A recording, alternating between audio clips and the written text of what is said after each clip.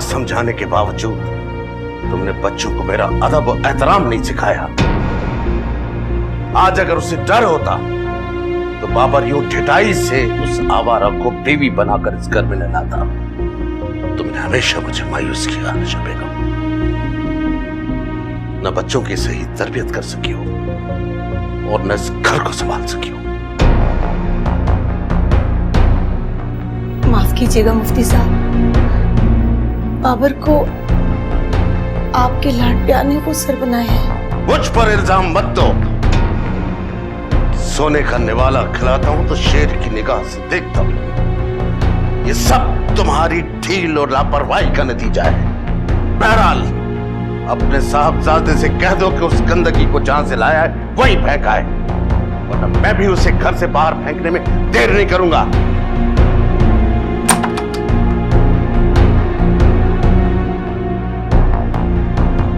Shiva please please mind मत करना। असल में उन्हें अचानक ये खबर सुनकर शौक लगा है। 1-2 दिन में ठीक हो जाएंगे वो, तुम फिक्र मत करो। और वैसे भी मेरी अम्मी जान लगती गुस्से वाली हैं लेकिन है नहीं, अंदर से बहुत नरम मिजाज और नरम खातून है वो। लेकिन बाबू तुम्हें थोड़ा बहुत तो एटलीस्ट उनको पहले से बताना चाहिए था ना मेरे बारे में। अरे बाबा डोंट वरी, बता दिया उनको तुम्हारे बारे में और ऐसे भी अब कुछ फर्क नहीं पड़ता। और अगर पहले बता देता ना तुम इस घर में मेरे साथ इस तरह ना बैठी होती। ओह आई सी। ना बाबा प्लीज जस्ट रिलैक्स, मैं आता हूँ।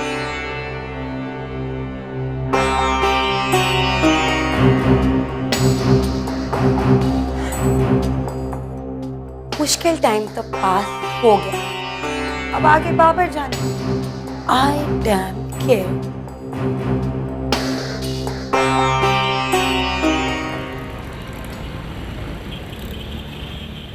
देखिए सानिया साहबा, marketing is a war of perception not product. Yes madam, Umar साहब मिलने आए। उनको कह दीजिए मैं उनसे नहीं मिलना चाहती। हाँ, एक मिनट रुको। उनसे कहो कि मैडम उनसे मिलेंगी लेकिन अभी मीटिंग में है। उनको फिलहाल वेटिंग रूम में बिठाओ। जाओ। जी।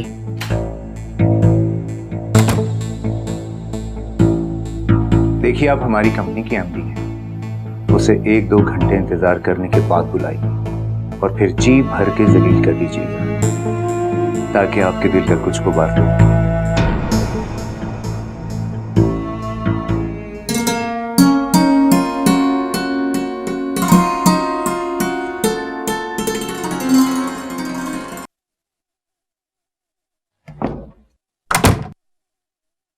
शीबा, तुम यहाँ कैसे?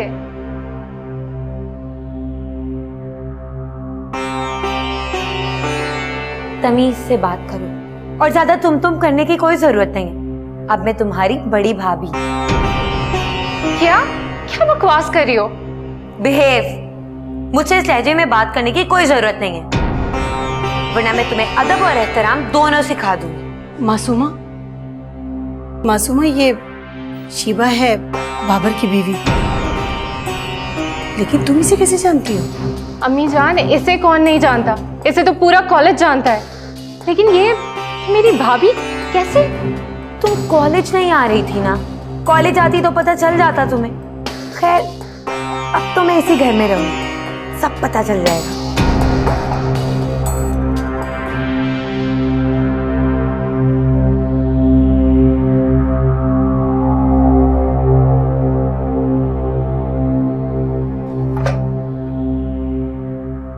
मिस्टर उमर को भेज दो।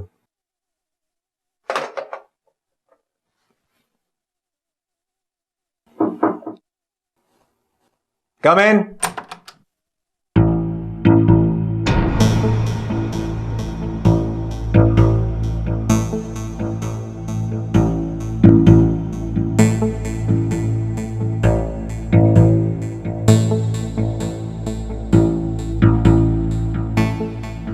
आइए आइए मिस्टर उमर, हमारी मीटिंग कुछ ज्यादा ही लंबी हो गई, आपको वेट करना पड़ा। मुझे सानिया से अलग में बात करनी है। आपको जो कुछ कहना है आप अमान साहब के सामने कह सकते हैं। सानिया, मुझे तुमसे पर्सनल बात करनी है और इसमें आउटसाइडर्स की कोई गुंजाइश नहीं है। आप इनकी बात सुन लीजिए, लेकिन आइंदा ये शख्स मेरी परमिशन के बगैर यहाँ नजर नहीं आएगा। मैं यहाँ तुम्हारी एमडी से नहीं, अपनी बीवी से मिलने आया हूँ और इसके लिए मुझे तुम्हारी परमिशन की जरूरत नहीं है। जरूरत है उमर, क्योंकि मैं इनके ऑफिस में जॉब करती हूँ और ये मेरे बॉस हैं। अगर इनसे इजाजत नहीं ले सकती तो मुझे दफ्तर से बाहर मिलो। मुझे घर पर नहीं मिल रही, इसलिए तो मैं यहाँ। सानिया साहिबा, प्लीज आप अपने ये प्योरली डोमेस्टिक किस्म के डिस्प्यूट्स जल्दी से सेटल डाउन कर लें, क्योंकि आपको अभी मेरे साथ एक पार्टी में भी जाना है। जी सर, चलिए। सानिया मेरी बात तो सुनो। मैं कुछ कहना सुनना नहीं चाहती। सानिया एक बार मेरी बात सुन दो, मैं तुम्हें इस शख्स से बचाना चाहता हूँ, ये घटिया इंसान। बस कर दो उमर, मैं इनके बारे में कुछ नहीं सुनना चाहती। पागल हो गई, ये तुम्हें बर्बाद कर देगा, ये घटिया इंसान है। चलो तो मेरे साथ चलो। Stop it! Leave her alone! और शराफत से निकल जाओ यहाँ से, वरना धक्के दे के बाहर निकलवा दूंगा। Get out!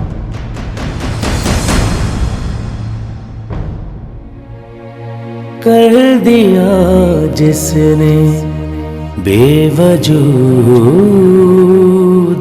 हमें, शायद उसको कभी खुदा समझे।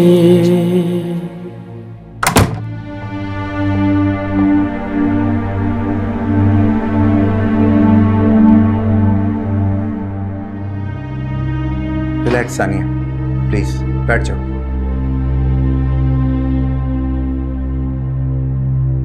Just relax and don't worry. ये शख्स तुम्हारी कामयाबियों से जलता है और ये अपनी नाकामी का बदला लेना चाहता है तुमसे, क्योंकि तुम अब इसकी मोहताज जो नहीं रही। आप सही कह रहे हो, ये जेलस है। मैं इसको और जलाऊंगी ताकि ये जल के राख हो जाए। अरे उमर, क्या बात है बेटा, खैरियत तो है? इतनी जल्दी कैसे आ गए? मामा जी मेरी तबीयत ठीक नहीं है, मैं सोना चाहता हूँ, रेस्ट करने दे मुझे। अरे क्या हो गया? सुबह तो तुम बिल्कुल ठीक ठाक दफ्तर गए थे। प्लीज मुझे ताना छोड़ दे, मैं भी कुछ भी नहीं बता सकता। मैं पागल हो गया हूँ, पागल। मैं अपनी बेटी की शादी जिससे चाहूं जहां चाहूं करूं। तुम होते कौन हो एतराज करने वाले? मैं भी उसका बाप हूँ। बाप? बाप, जैसे तुम्हारे मुंह से ये लफ्ज बहुत अजनबी और अजीब सा लगता है। तुम ही थे ना जो उसकी शादी एक खबीस बुड्ढी से करना चाहते थे? मैं तुम्हें भी बहुत अच्छी तरह जानता हूँ सितारा बेगम।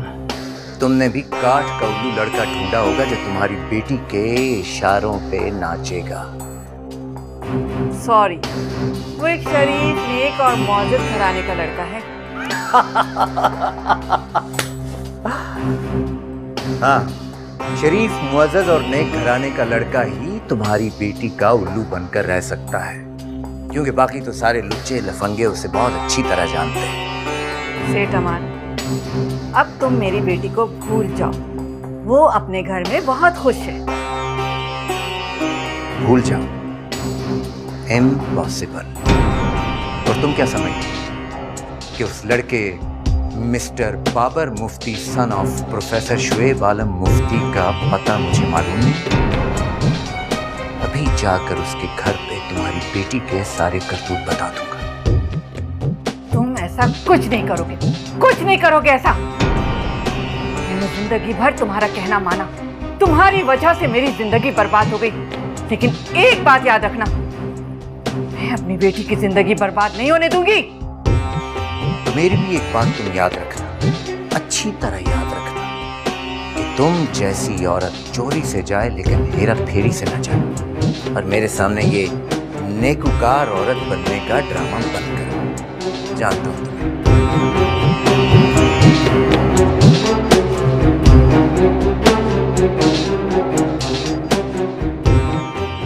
बाबर भाई ने चोरी छुपे शादी कर ली, ये बात तो अब्बा जान ने मान ली, लेकिन वो ये नहीं जानते कि ये लड़की इस घर की बहू बनने के काबिल नहीं है।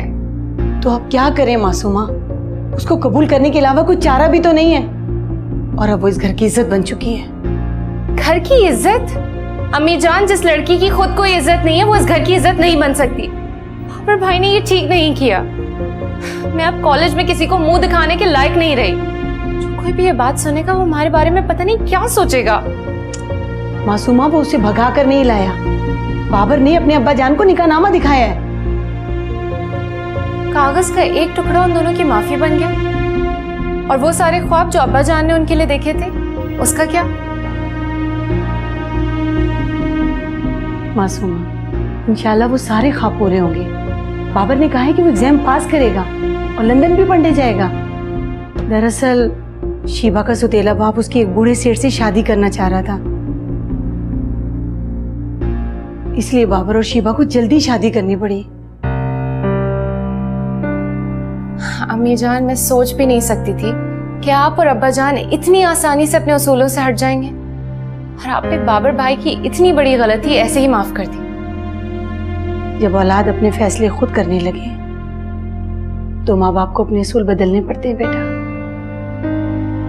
और तुम अब शीबा से लड़ना मत, वो इस घर की बहू है। तुम तो ब्याह के चली जाओगी, हमें अब उसी के साथ गुजारा करना है।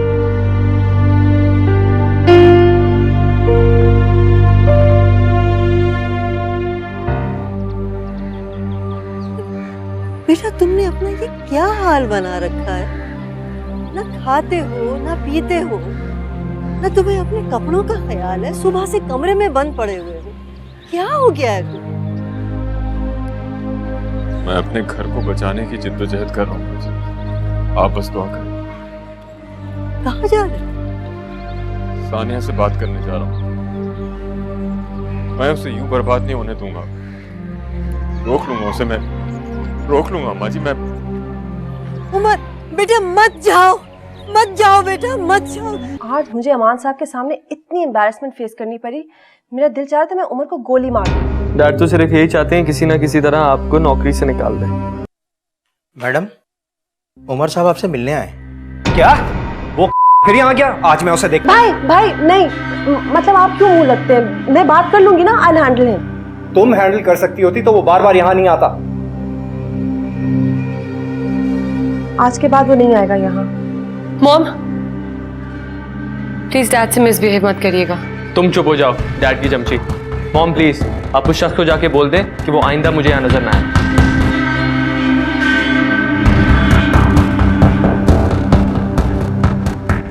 सानिया, तुम एक बार मेरी बात गौर से सुनो। अगर तुम वही सारी बातें करना चाहते हो जो तुमने आज मेरे ऑफिस में की हैं, तो वो सब मैं दोबारा नहीं सुनना चाहती। सानिया, तुम वो सानिया नहीं जो मेरी हर बात सुनती और मानती थी, जो मुझसे मोहब्बत करती थी, मेरे लिए हर किस्म का ऐशो आराम छोड़कर चली आई थी। तुम वही सानिया क्यों नहीं बन जाती? वो स्टूपिड बेवकूफ सानिया थी जो तुम्हारी बातों के फरेब में आ चुकी थी, जिसको गलत फहमी थी कि तुम उसको सबसे ज्यादा प्यार करते हो, जो समझती थी कि उसके लिए तुम दुनिया छोड़ दोगे। लेकिन उस सानिया की गलत फहमी बहुत जल्द दूर हो गई। मैं तुम्हारे लिए सब कुछ कर सकता हूँ सानिया, दुनिया छोड़ सकता हूँ मैं। ओ प्लीज उमर, इन बातों का वक्त गुजर गया। सानिया, तुम एक बार मेरे साथ चलो, मैं वो सब कुछ तुम्हें दूंगा जो तुम्हारा हक है, जो तुम चाहती हो। प्लीज मुझे तन्हा मत छोड़ो इस तरह में। तुम तन्हा नहीं हो उमर, यही तो मेरा रोना है। तुम्हारे साथ तुम्हारी माँ है और तुम्हारी साबका महबूबा रबिया। रबिया के बारे में तुम गलतफहमी का शिकार हो, और तुम सेठ अमान के हवाले से। वो एक अच्छा इंसान नहीं है। तुम मेरी बात समझ लो खुदा के लिए प्लीज। मेरा ख्याल है कि जितनी मैं तुम्हारी इज्जत कर सकती थी कर दी। अब प्लीज यहाँ मेरे घर वालों को तंग करने मत आओ। अगर तुम यहाँ दोबारा आए तो या तो शाकिर भाई या साथ तुम्हें मिलेंगे। फिर मुझे ना कहना कि तुम्हारे बेटे ने तुम्हारी इंसल्ट की है। और हाँ, मैं सेठ अमान की जॉब नहीं छोड़ी। अगर तुमको मेरी जॉब से एतराज है तो तुम मुझे छोड़ दो। कर दिया जिसने बेवजूद हमें। अस्सलाम वालेकुम अब्बा जान। वालेकुम अस्सलाम। औज़ुबिल्लाह। शीबा, मैंने तुम्हें पहले भी समझाया कि हमारे घर में खाने के कुछ आदाब होते हैं। छोटे बड़ों से पहले खाना शुरू नहीं करते। व्हाट? बाबर, ये कैसे रूल्स हैं तुम्हारे घर के? छोटे भले भूखे मर जाएं। तुम कैसे भूखी मरोगी? अभी कुछ देर पहले ही तो तुमने बाजार से उल्टा सीधा मंगा कर खाया। तंग आ गई हूं मैं तुम्हारे घर के इन फजूल के रूल से और तुम्हारे घर की इस मशीनी रूटीन से फेड अप हो गई हूं मैं। सोना, बैठना, उठना, जागना, खाना, पीना, हर चीज में एक दकियानूसी रूल है।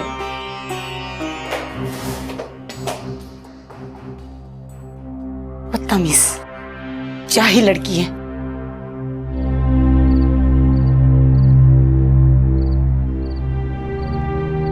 क्या बात, खैरियत तो है?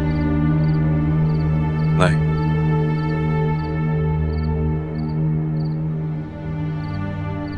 कहती है कि मैं सेठ अमान की जॉब नहीं छोड़ सकती, भले ही तुम मुझे छोड़ दो। उसकी तो अकल पर पर्दे पड़ गए हैं। दौलत की चकाचौंध से वो अंधी हो गई है। तुम बार बार उसके पास जाते क्यों हो? हम अजीब अपनी नजरों के सामने उसे कुएं में कूदने दो। बेहिस नहीं हूं मैं। बेटा, कुछ लोग तो दूसरों की नसीहतों को मान लेते हैं, लेकिन कुछ लोग जब तक खुद ठोकर नहीं खाते उनकी समझ में नहीं आता। ठोकर से ही तो बचाना चाहता हूं उसे। तुम कहो तो मैं उससे बात करूं? आप? नहीं अम्मा जी, वो आपकी बात भी नहीं मानेगी। अरे बेटा, मानना ना मानना उसकी मर्जी, लेकिन मैं अपनी सी कोशिश तो कर सकती हूँ ना। तुम परेशान क्यों होते हो?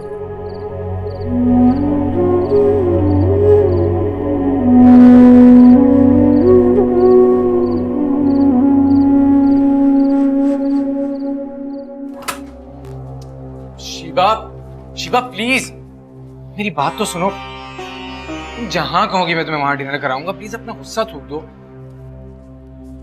बाबर प्लीज तुम यहाँ से निकलो।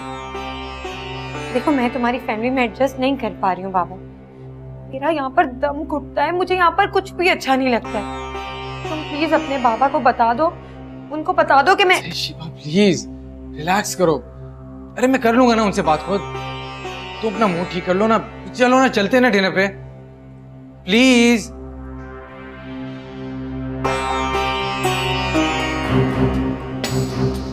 चल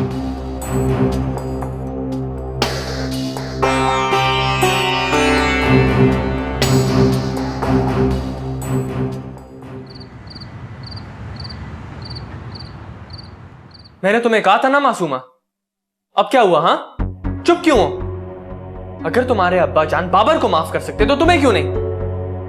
अब तुम्हें कोई स्टेप लेना पड़ेगा, समझ आई है? लेकिन साहब मैं क्या? आई थिंक बाहर कोई आया है, मैं तुम्हें कॉल करती हूँ। Masuma phone.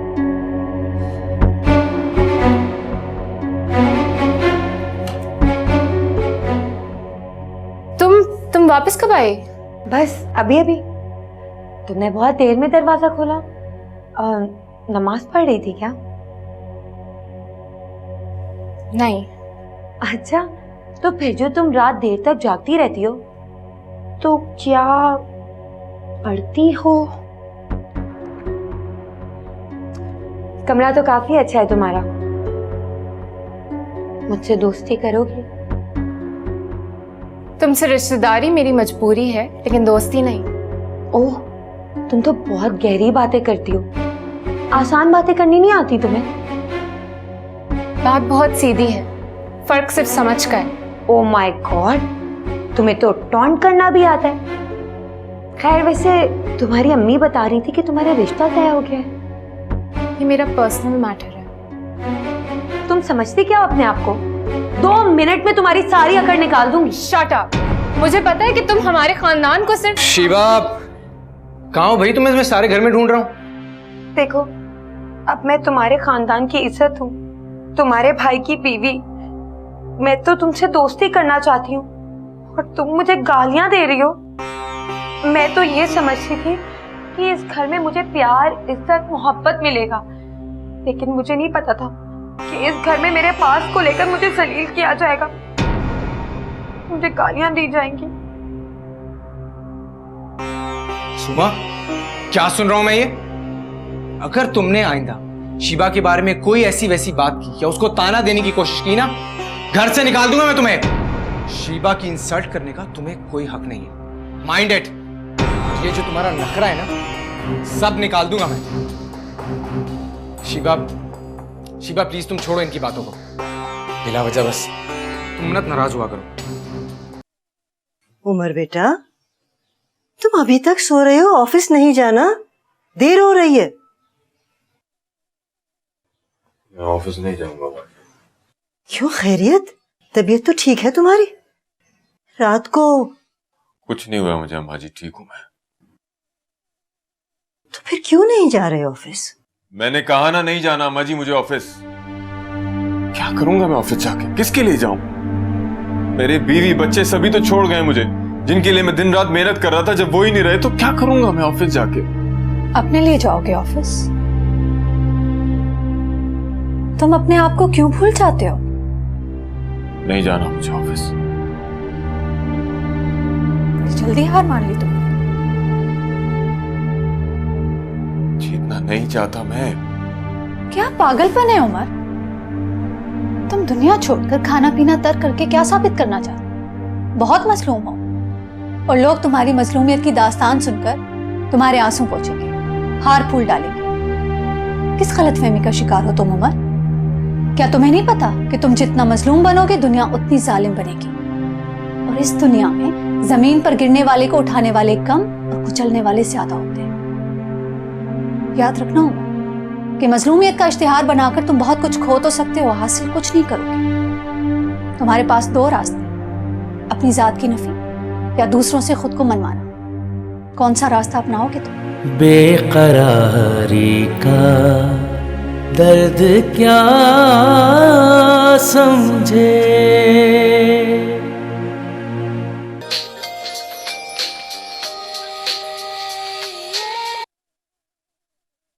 Hello, good morning my sweetheart. Yes mom, how are you? I am fine. तुम सुनाओ, कैसी गुजर रही है? एकदम फिट मॉम। अच्छा ये तो बताओ कि बाबर के पेरेंट्स का बिहेवियर तुम्हारे साथ ठीक तो है ना? जी मॉम, सच पूछें तो मुझे बिल्कुल भी यकीन नहीं आ रहा कि सब कुछ इतनी आसानी से सेटल डाउन हो गया। जालिम समाज वाला कोई सीन क्रिएट नहीं हुआ यहाँ पर। बाबर से उसके पेरेंट्स बहुत प्यार करते हैं। ओके माय डार्लिंग, लेकिन एक बात याद रखना, मियां को अपने काबू में रखो, वरना मेरी जान, ये मियां नाम का जानवर हाथों से बहुत जल्दी स्लिप हो जाता है। डोंट वरी मॉम, मैंने पट्टा डाल रखा है, कहीं नहीं जाता। Good, that's good. अच्छा, आज रात को विकी आ रहा है मेरे पास, तुम ऐसा करना कि घर पर आ जाना। विकी?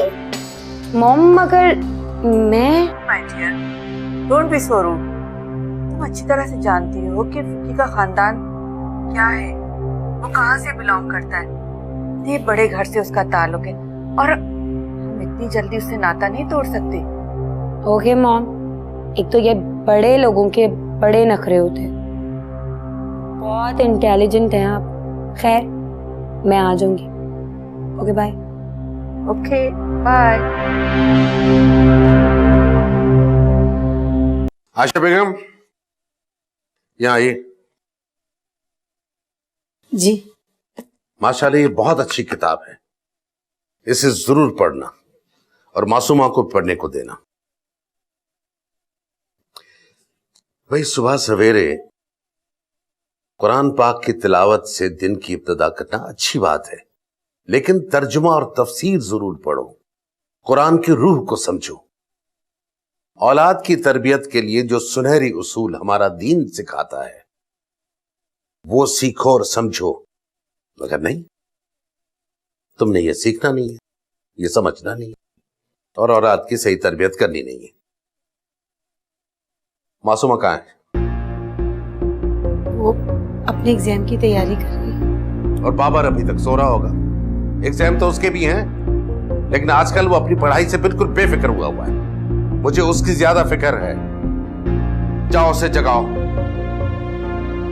और हाँ, बहू बेगम भी यकीनन सो रही होंगी। ये सब तुम्हारी ढील का नतीजा है। अगर पहले ही दिन उस गैर लड़की को बता देती कि हमारे घर के तौर तरीके क्या हैं, तो वो दोपहर तक क्यों नेस्ती न फैला रही होती। मैंने उसे बहुत समझाया था मुफ्ती साहब, लेकिन मेरी इस घर में चलती कब है। अगर अक्ल और समझ होती तो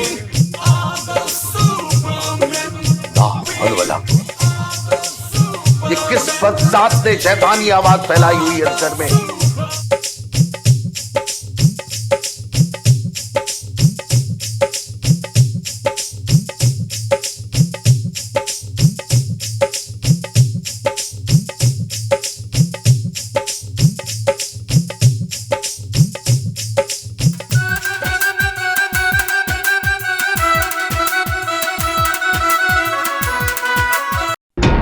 बाबर कहाँ है?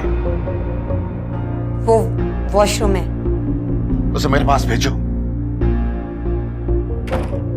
बाबर,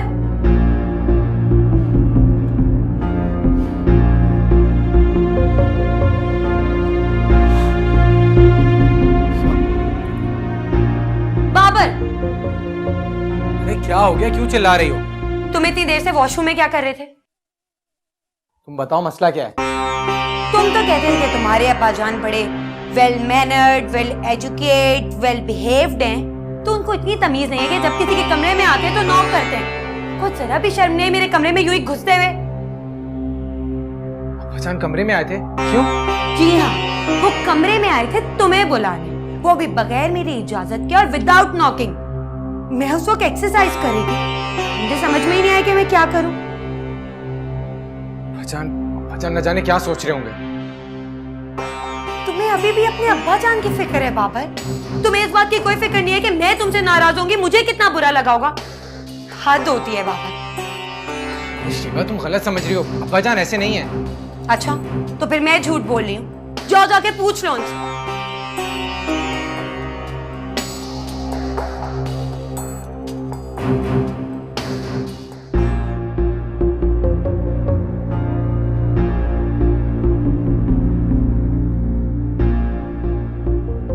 जी अब्बाजान। ये लड़की हमारे घर की बहू है? अब्बाजान, तुम क्या समझाने आए हो मुझे? पहले तो आपको बिला इजाजत मेरे कमरे में आना ही नहीं चाहिए। मेरा मतलब है कि यानी अब तुम हमें अदब और आदाब सिखाओगे, बजाय इसके कि अपनी बीवी को शरीफाना तौर तरीके सिखाओ। अब्बाजान, वो एक मॉडर्न घराने की लड़की है, उसके लिए ये सब लाइफस्टाइल नॉर्मल है। मगर अब वो इस घर में है, उसे इस घर का लाइफ स्टाइल अपनाना होगा। अब्बाजान, सीख जाएगी वो सब कुछ आहिस्ता आहिस्ता। किसी के मॉडर्न तौर तरीके से आप उसके किरदार का अंदाजा कैसे लगा सकते हैं? और देखिए, मैंने वो भी शरीफ घराने की नेक बापर्दा बीवियां जो पर्दे की आड़ में क्या क्या गुल खिला रही हैं, सब जानता हूं मैं। ये तुम्हारा इशारा किस जानिब है? हो प्लीज, अब इसका गलत मतलब ना लेकर बैठ जाइएगा, महज एक मिसाल दे रहा था मैं। और एक और बात क्लियर करता चलूं मैं कि आइंदा आप शीबा के मामलात में कुछ नहीं कहेंगे। वो माइंड करती है सब दखलंदाजी, और उसके ख्याल में शरीफ घरों में कमरे में आने से पहले इजाजत ली जाती है। आशा, आशा। जी जी आई जी। ये क्या है? दुपट्टा सर पे लो, अब नंगे सर रहा करेंगी इस घर की औरतें, रिस्क और बरकत उठ जाएगी। मासूमा के इम्तिहान में कितने रोज बाकी हैं? वो बस थोड़ा सा वक्त रह गया। बस उसके इम्तिहानों के बाद उसकी रुखसती की तैयारी करो। ज्यादा ताखिर मुनासिब नहीं है, और अब उस पर कड़ी नजर रखो। क्यों? खैरियत तो है ना मुफ्ती साहब? जो मेरी नजर देख रही है वो तुम समझ भी नहीं सकती, इसलिए कि अक्लमंद के लिए इशारा ही काफी होता है। अगर अक्लमंद हो तो तुम सदा की बेवकूफ, कम अक्ल औरत।